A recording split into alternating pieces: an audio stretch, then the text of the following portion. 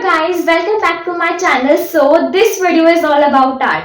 In this video I am going to tell you about what is art and importance of art. So let's get started. What is art?